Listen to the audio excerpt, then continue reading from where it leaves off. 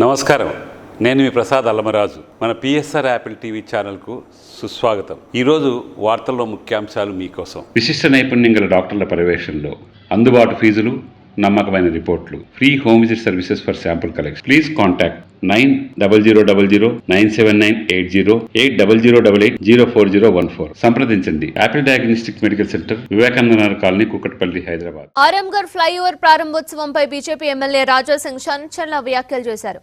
Aramghar flyover నిండా MIM జెండాలు, బ్యానర్లే కనిపిస్తున్నాయని ఆగ్రహం వ్యక్తం చేశారు. ఆరాంఘర్ ఫ్లైఓవర్ నిర్మాణానికి అసదుద్దీన్ ఓవైసీ ఏమైనా ఫండ్స్ ఇచ్చారా అని ప్రశ్నించారు రాజాసింగ్.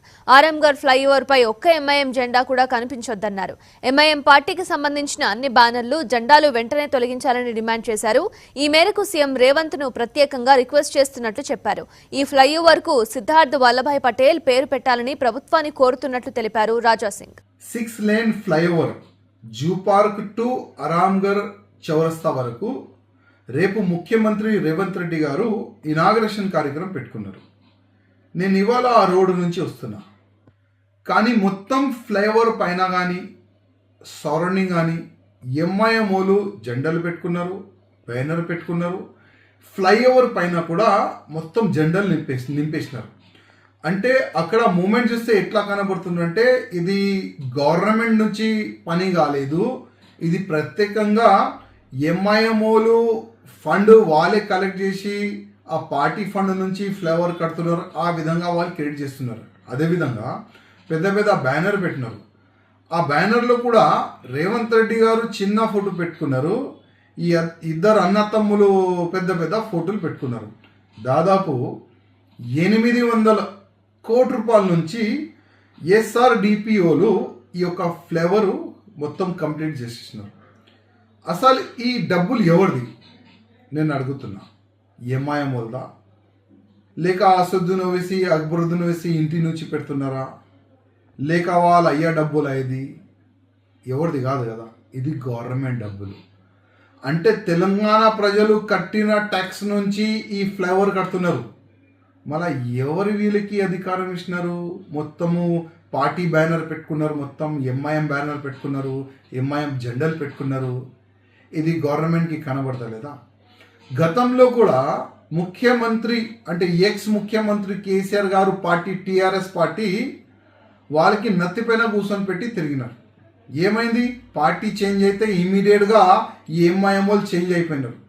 ఒక్కప్పుడు టీఆర్ఎస్ జిందాబాద్ అనేవాళ్ళు అసెంబ్లీ లోపట, ఇప్పుడు టీఆర్ఎస్ బీఆర్ఎస్ ముర్దాబాద్ చెప్తున్నారు. అంటే ఏ పార్టీ ఉంటే వాళ్ళు కాలు పట్టుకోవాలి, వాళ్ళ నుంచి పని తీసుకోవాలి, మళ్ళీ వాళ్ళు తలకాయ పైన డ్యాన్స్ చేయాలి. ఇదే ఎంఐఎంఓల్ది అలవాటు. నేను ముఖ్యమంత్రి రేవంత్ రెడ్డి గారికి అడుగుతున్నా, ముఖ్యమంత్రి గారు ఈ డబ్బులు ఎవరిది? 800 కోట్ల రూపాయల నుంచి 6 లైన్ ఫ్లైఓవర్ కడుతున్నారు. జూ పార్క్ టు ఆరాంఘర్ చౌరస్తా వరకు ఈ డబ్బులు ఎవరిది? ప్రజలది కాదా? జనాలది కాదా డబ్బులు? మళ్ళీ ఎంఐఎం బ్యానర్ ఎందుకు? ఎంఐఎం పోస్టర్లు ఎందుకు? మొత్తం ఫ్లేవర్ పైన ఎంఐఎం జెండాలు ఎందుకు?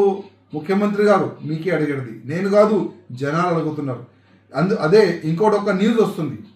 ఈ ఫ్లేవర్ పేరు అంట ఓవైసీ పేరు పైన పెట్టాలంట, వాళ్ళ అయ్యా పేరు. అంటే ఆయన ఫ్రీడమ్ ఫైటరా? దేశం గురించి, సమాజం గురించి, తెలంగాణ గురించి ఏదైనా చేసినారా వీళ్ళు? ఏం చేయలే కదా. ఒక్కప్పుడు తెలంగాణ, ఆంధ్రప్రదేశ్ సపరేట్ కావాలని ఎంతోమంది ప్రాణం కోల్పోయినారు. ఆ సమయంలో కూడా ఇదే ఎంఐఎంఓలు ఎవరైనా తెలంగాణ జిందాబాద్ అనేవాళ్ళు మీ ఇంటికి వస్తే, ఆంధ్ర అన్న తమ్ముళ్ళారా మేము మీ ఇంటి బయట నిలబడతాం, లాఠీతోని కొట్టి పంపిస్తాం అనేవాళ్ళు ఇదే ఎంఐఎంఓలు. మర్చిపోయినారా రేవంత్ రెడ్డి గారు? వీళ్ళ పనులు, వీళ్ళు చెప్పిన మాటలు మీరు మర్చిపోయినారా? నేను ఇవాళ అడుగుతున్నా. అందుకోసం ఇమీడియట్గా ఆల్ బ్యానర్ తీయాలి, ఆల్ జెండాలు, బ్రిడ్జ్ పైన జెండాలు పెట్టినా అది కూడా తీయాలి. అదేవిధంగా ఆ ఫ్లైఓవర్ పేరు ఎవరిపైన పెడతారు? సర్దార్ వల్లభాయ్ పటేల్ గారు పేరు పైన ఆ ఫ్లైఓవర్ పేరు పెట్టండి. ఎందుకంటే అక్కడ సర్దార్ వల్లభాయ్ అకాడమీ కూడా ఉంది, ఐపీఎస్లు కానీ పెద్ద పెద్ద ఆఫీసర్లు ఒక ట్రైనింగ్ సెంటర్ కూడా అక్కడ ఉంది. అదేవిధంగా సర్దార్ వల్లభాయ్ పటేల్ గారు పేరు ఆ ఫ్లైఓవర్ పేరు పెట్టాలని నేను ముఖ్యమంత్రి గారికి రిక్వెస్ట్ చేస్తున్నా. అదేవిధంగా ఇమీడియట్గా ఆల్ బ్యానర్ ఆల్ జెండాలు కూడా రిమూవ్ చేయాలని నేను ముఖ్యమంత్రి